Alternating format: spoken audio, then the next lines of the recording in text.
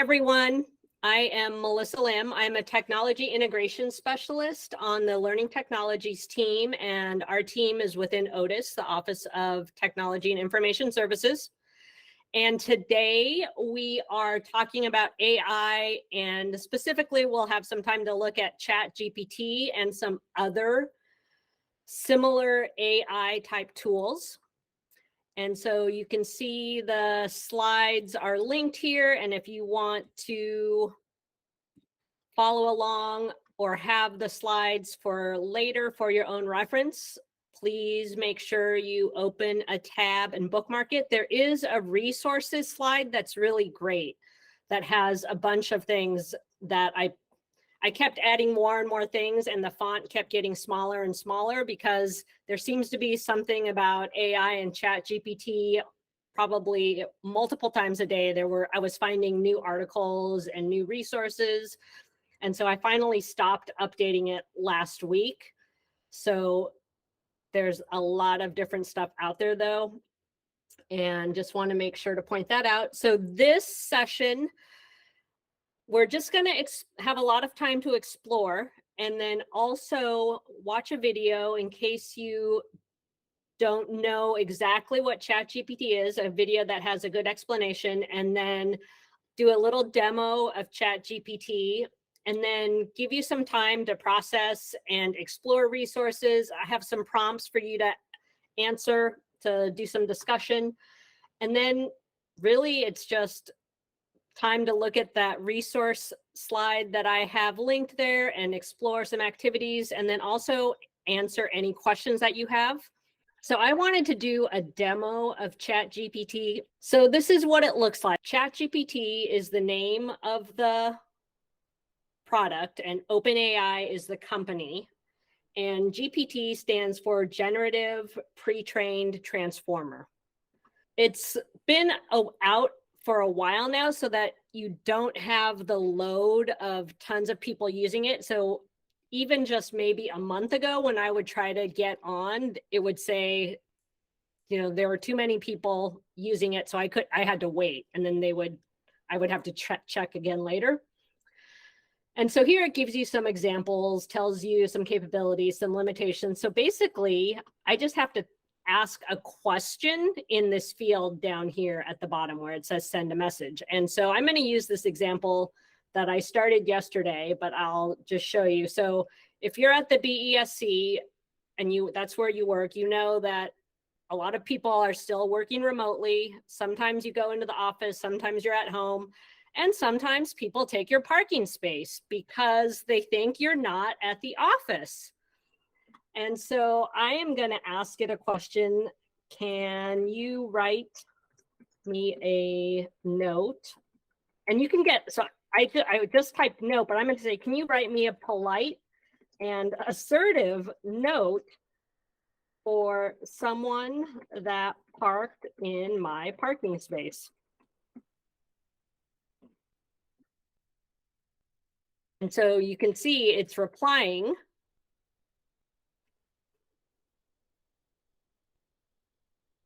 So dear blank, I hope this message finds you well. Very polite. I wanted to bring to your attention that you parked in my space. I understand that mistakes can happen, but I'd appreciate it if you could please refrain from parking in my spot in the future. I would also like to kindly remind you that each parking space is assigned for a reason. And parking in someone else's spot can cause inconvenience and frustration for the rightful owner. Thank you for your understanding and cooperation in this matter. Best regards, and then you would put your name. So if I like that, I'm going to just give it a thumbs up to help it get better. And then I can also take what they've given me, and now I can sort of iterate on that response that was given. So I could say, can you make the message, I'm going to say meaner. And let's see what happens. Oh, and this will happen sometimes. It says, I'm sorry, I'm not programmed to promote positive and respectful communication. So I could, and it says, I suggest focusing on using clear and assertive language. So can you make this reply even more assertive? And so then it actually goes through and now it's writing a more assertive response that I can use. And actually it looks like it's the exact, is it exactly the same? They added a couple of words that are a little bit different. They took some of the politeness out. They took some of the politeness out. Yeah, the kindly remind is now just remind. And so you can keep playing on what you asked it previously to get a different response, or you can click this button here that says regenerate response. And then over here, you see on the left-hand side, it shows me history of what I've asked it. So I can click on new chat or just type a new message. I can clear all the conversations. Here it says upgrade to plus, and I believe that's $20 a month if you want to have full access and not have to wait if it's overloaded with a bunch of people using it at the same time. And then for those of you that work in schools and work with teachers, so initially they were saying it was only for 18 and above to use it. And now they have said if you are under 18, you can use it, but you have to have parent permission, parent guardian permission to use it. Is that right, Kevin? Okay. Yes, so yes. That's a quick demo.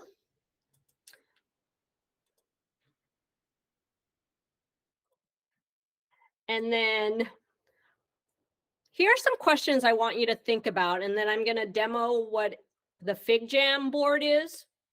And just as you were watching the video, did you have any specific takeaways from the video? But then the first question here, what's your initial reaction to the demo? If that's the first time you've seen it, were you curious, frustrated, apprehensive, excited? To what extent is ChatGPT similar to or different from earlier technological advancements? So if you remember and you were in the district when we first started using Google Docs and Google Workspace, when it was called Google Apps for Education, how is it similar? How is it different than that? What skills will be less important in a world of knowledge work aided by AI? Which skills are uniquely human and will therefore become increasingly rare and valuable? And then any other questions you have. So we are going to go to something called a FigJam, and I'll put the chat here and I'll share my screen.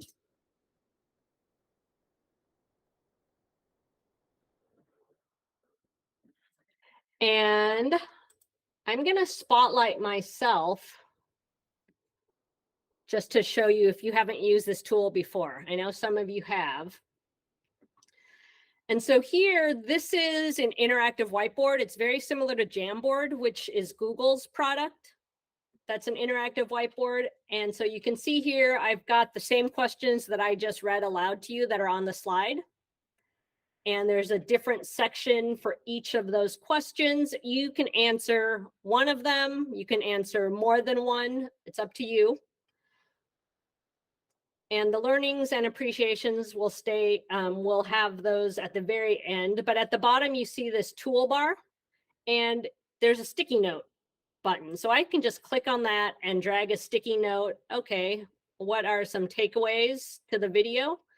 And then once the sticky note's on the screen where I want it, I can just start typing.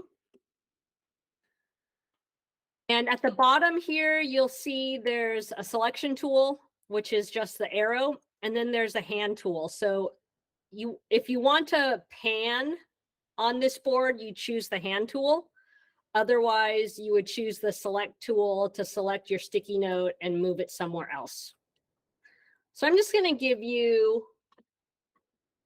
about 5 minutes to respond to any or all of these questions. Also, in the top right-hand corner is the size settings. So you can make the board larger or smaller. When you first get into it, it might be really small. And so you can just click on the plus or the minus to zoom in or zoom out. A lot of teachers have already asked about kids cheating using ChatGPT. We've gotten some questions from teachers about that, and it is not blocked in our district, as you may already know. So students can get to it, staff can get to it. There isn't a policy yet, and there's a discussion happening about what that would be, right? Kevin, do you have any other details about that? No, I mean, you're absolutely right. There are discussions, and there has been a policy statement written. It just has not been forwarded through legal, and then of course going to the board. So it's in the process. And we do have a tool called Turnitin that's plugged into Canvas. Can you talk about that just briefly? Yeah, Turnitin is a plagiarism checker and originality and checker, but it is offered only to our high schools at this time. We're hoping to get it for our middle schools.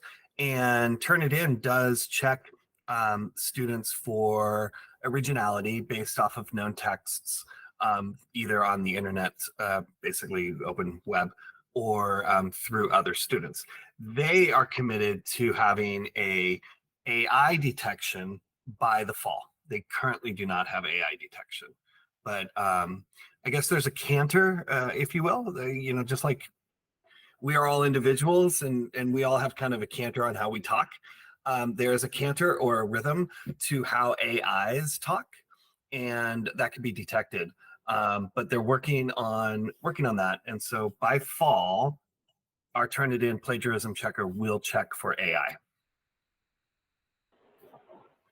Melissa, the question that I had queried before everyone had gotten on around predictive text, I guess I'm thinking back to when spell check and grammar check weren't allowed, and then they started to be more in use, also used for uh, standardized testing, and now predictive text is a part of a lot of technology. And you get to this, are we ever going to see um, it go this far as helping students to craft their writing on standardized tests or applications for any kind of thing? I remember the conversations around spell check and grammar check years ago, and it really was that it was the student's original thoughts that were still being transmitted on the document. And so having spell check or grammar check wasn't in any way changing their thoughts. But I think this goes further than that. I agree with you, Marguerite. I know there are some cases where teachers are using this to help kids with writing. I don't see it as something that you're going to be able to use during a standardized test, but who knows what would happen in the future.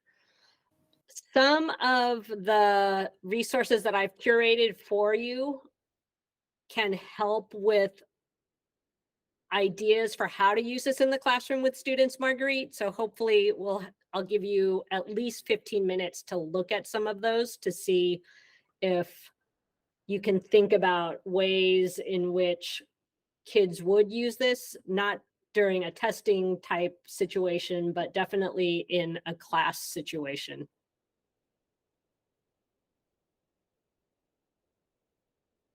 These are just a few things that you can use ChatGPT for, and some of these were in the video.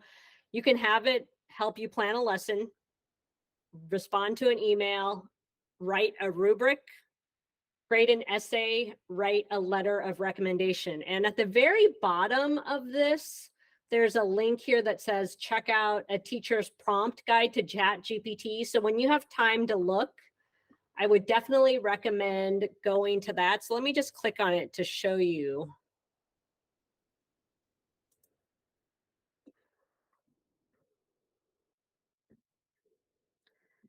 I found this resource super helpful.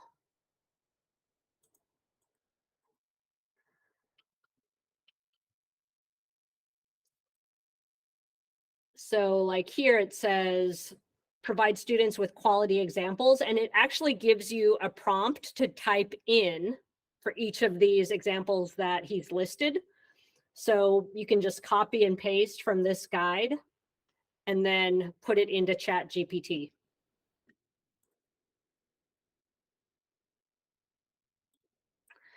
And then just 3 common misconceptions of ChatGPT. So one is that it's always correct, which is not true. And so ChatGPT is probably the first tool that came out that was using AI in the way that it is. And it's basically just getting information from a certain point in time. And I believe it was November of 2021. So it's getting everything from that point. And then there are also some other people think it's conscious or sentient and it can work independently without human supervision. That is also not true. It does seem like it, but it is not true. And then it can write any kind of text. So it cannot, as you saw in my demo example with the note, it wasn't writing just anything. So there are some limitations. And you might have heard that Bing now has ChatGPT built into its search.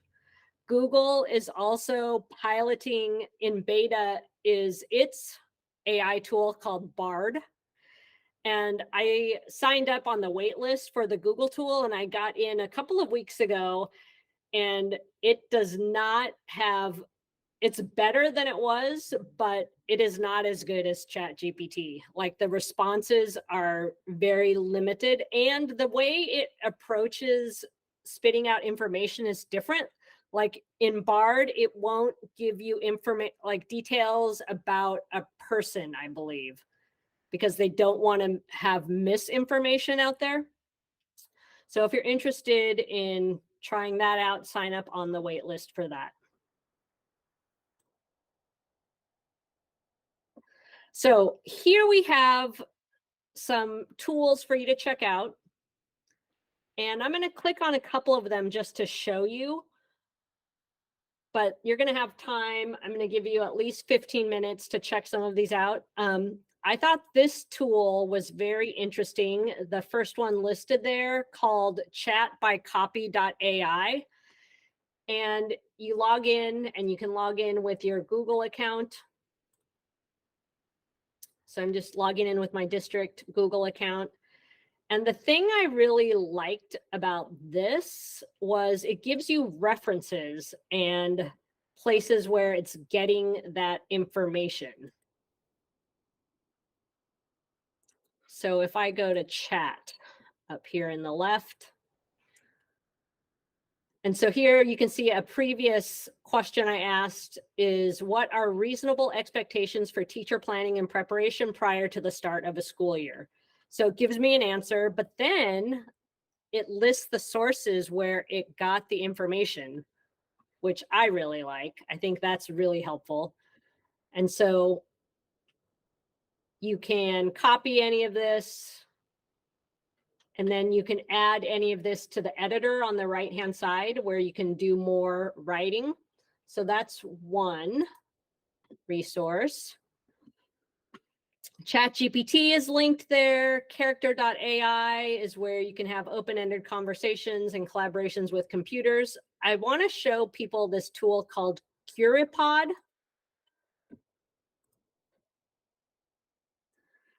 And this generates an actual lesson plan for you depending on your topic. So if I just say plants, and that's going to be second grade. If I expand learning objectives and standards, you can put something in there and then just click on do magic. I'm going to have to log in.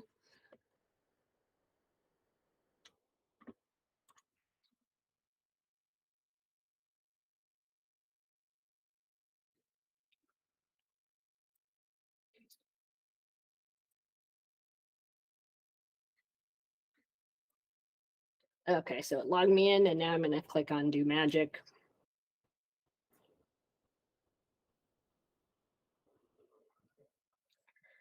And I think this tool, when it started, it was not as great, but as time has gone on, it's gotten better. And so those of you that are familiar with the Nearpod tool, it's very similar to that because it's just creating this slide deck for me and I need to plug in information in it. And so you can also see here, I can have students join this lesson or this slide deck with a certain code, a PIN code, and then they go to that website. It automatically plugged in facts about plants. Whether or not those facts are correct, I would have to double check. It's got concepts, did you know? Then there's an open-ended question. So this, if students had joined this live, they could be typing in or responding. Another open-ended question. Some drawings, a poll. So there's a lot of content in this. There are 16 slides. I probably would cut a lot of them out. But so it's giving me a starting point where I can then tweak the information. And sometimes that's all to make things really easy and efficient. I just want something started and then I'll plug in information that I already have. So that's Curipod. And then I also want to make sure you see there's this link right here on the computer laptop graphic called Things to Try. And this is from Shifting Schools. And so it's just a couple of very, very simple things to try with the 3 tools that are linked here. So there's another tool called Copilot, which I haven't played around too much with, and then Perplexity. So these are both other kinds of AI tools. And then this last link here, there's an AI for that. I thought this was an interesting site. So it's listing a bunch of different AI tools. So you can find AI tools in this directory, basically. I did want to point out these resources for you. These are 3 articles that are interesting about AI. I linked to a bunch of other articles on that resources slide as well. But the one that I wanted to point out is this middle one. I asked ChatGPT to create comics, then I drew them. And it's a comic artist that asked, I believe he asked ChatGPT to draw, and then ChatGPT said, I can't draw, of course. And so he said, well, can you just tell me a comic? And so he ended up drawing a comic for whatever it was that ChatGPT wrote. And so he goes through that process of explaining what that looks like. So I thought that was really interesting. And the other article is from Georgetown University, and the other one is from John Spencer, a colleague who actually works at George Fox University. And he has a lot of good posts about AI, especially in the classroom. So just wanted to point those out for you to check them out. So Mark asked a couple of good questions. How can we use this to deal with the menial tasks? So I think it could do a lot in that respect, in terms of, like, if you told it what you need to do, like asking it for a prioritized list or something. A lot of people also use it to create grocery lists or based on a recipe, that kind of thing. And then helping like plan different kinds of parties, it'll give you tips for that. So as long as you phrase it the right way, I think it can help you do some of those kinds of menial things. And then in this question, I don't know if anyone has an answer. If teachers use ChatGPT to construct lesson plans, does that assist the students who are using ChatGPT for their assignments? I don't know that it would, but that's just my initial reaction. I don't know if anyone else has a different thought. I don't know about aiding the student, but I know students have talked about, in particular for the cell phone plan, uh, they see adults in the building on their cell phones and they want to have parity with the adults. And so my comment on the learnings and appreciations is, instead of banning, we need to teach the appropriate use of. Students don't understand the delineation of what adults can do versus what they can do and the responsibilities that come with it. And so while they are yet learning, we should teach them appropriate use of. So I think as we think about how students can start with generating ideas, using it to help them be more creative, but then having the responsibility for editing and creating the original content for themselves. They should be taught where's the line that they can use and then when to stop using it. Yeah, I agree totally with you on that, Marguerite. I think we should be teaching kids how to use these tools, how to critically analyze what the use of it looks like. And if you aren't doing that, then there's some big equity issues in terms of digital use with teachers that are teaching that stuff to their kids and teachers that aren't. And it's not going to go away. There's only going to be more and more of these kinds of tools. So it would be wise for us, those of us that work with teachers and kids in the classroom, to be moving in that direction. Right, everyone, that is our time. If you have other questions, feel free to email me